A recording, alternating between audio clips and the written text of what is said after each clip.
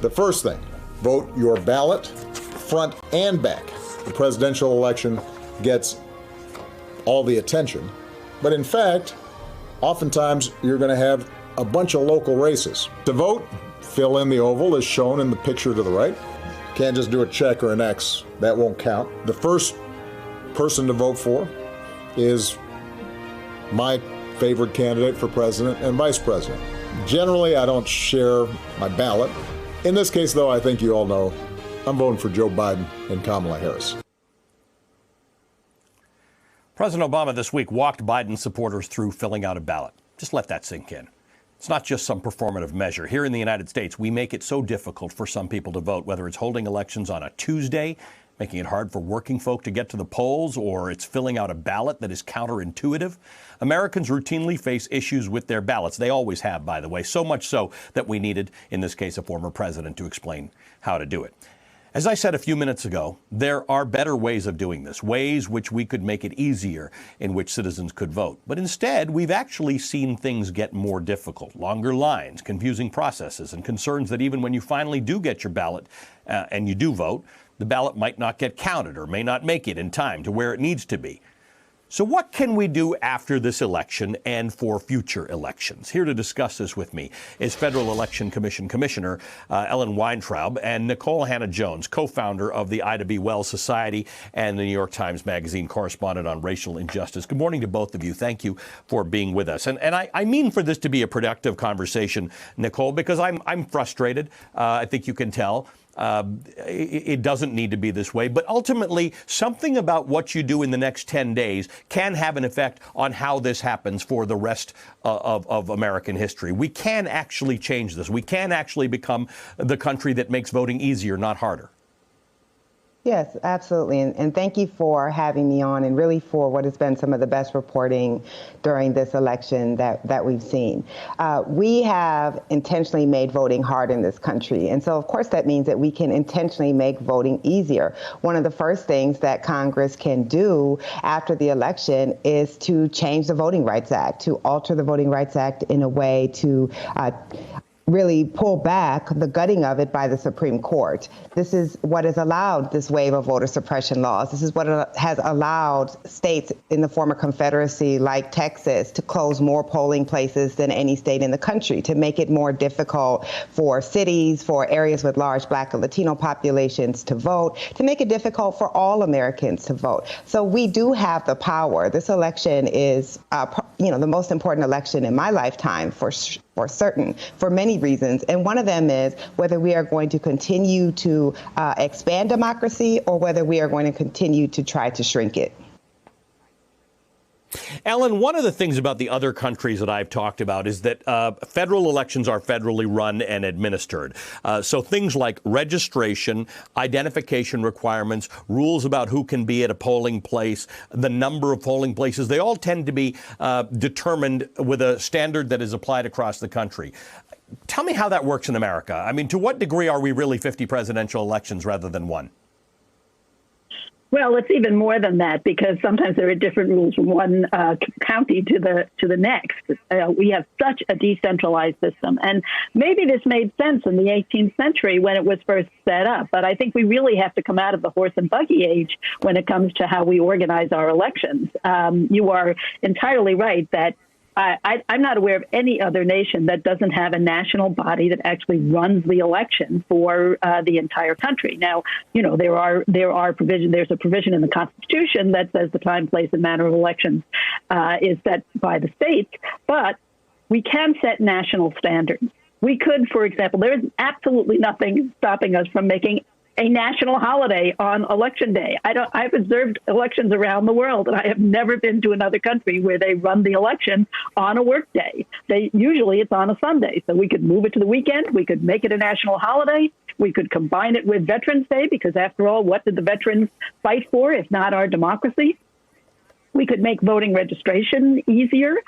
There are a lot of that we could absolutely, as Nicole said, we could restore the Voting Rights Act in memory and in honor of the great John Lewis and all the work that he did. There's a lot that we could do at the national level so that even though the elections would continue to be administered at the state and local level, we could set national standards that would make it much easier for people to vote across the country. Nicole, you've studied certain things about this in a way that none of us will ever be able to understand democracy, and you won a Pulitzer Prize for it, which is amazing. What's the real issue? What's the nub here? Is it the rules and things that we just discussed and the laws, or is it some other sort of historic form of discouraging voting among some communities, including African Americans? But generally speaking, why are we making it harder? And what's the best thing we can do to make it less hard? Notwithstanding the actual physical changes we can make to the voting process, what's the thing that will cause more than 55% of Americans to vote in this country? So, yes, as you know, we actually were not founded as a true democracy. One can just look at the fact that the Electoral College ultimately selects the president and not the popular vote. And so we have always in this country wanted to have the veneer of a popular democracy while at the same time restricting who should vote, who can vote.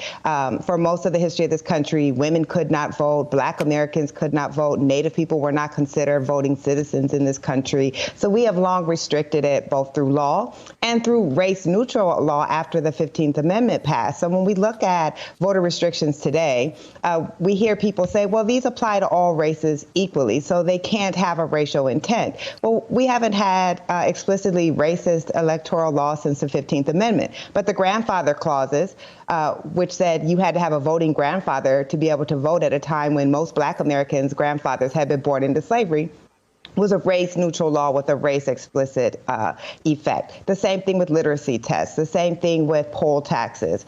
And so we have to truly believe that voting is for all Americans, that we don't simply want to create the voters who will vote the way that we want. It seems that what the Republican Party has decided they're going to do is, instead of expanding the electorate, understanding that the more people who vote, the less likely they are to vote for Republican, they're trying to restrict who has access to the vote.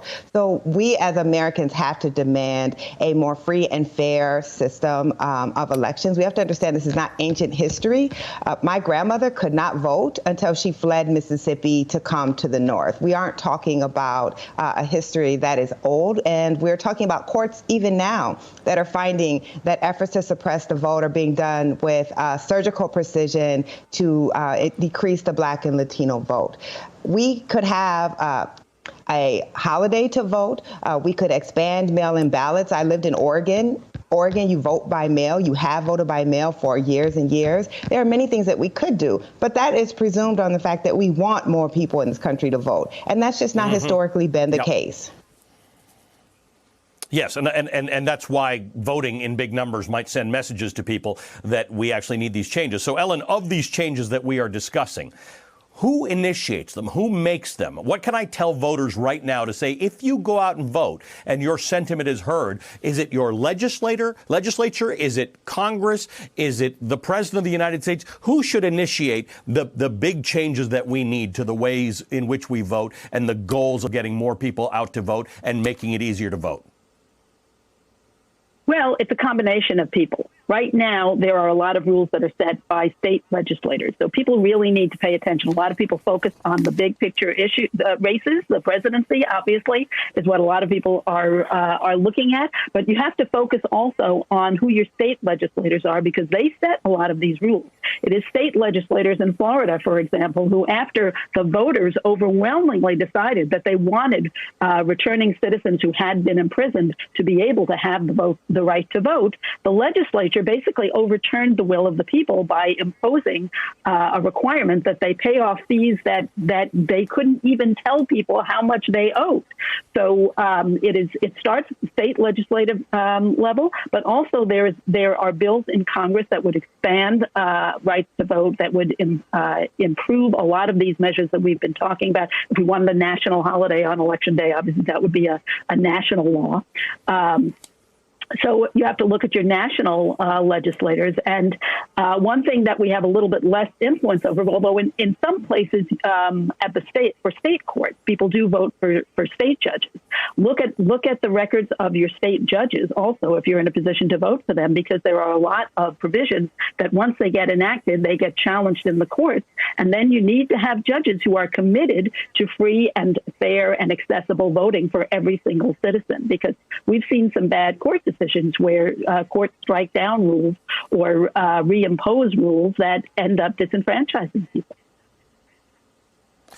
Much work to be done. Credit to some companies in America that are really working hard to make sure that their employees understand what's going on and are offering time off to vote. So it's everybody's work. Thanks to both of you. Ellen Weintraub is a commissioner of the Federal Election Commission. Nikole Hannah-Jones is a Pulitzer Prize-winning journalist with the New York Times Magazine who has, with her colleagues, changed the narrative around democracy in America with the 1619 Project.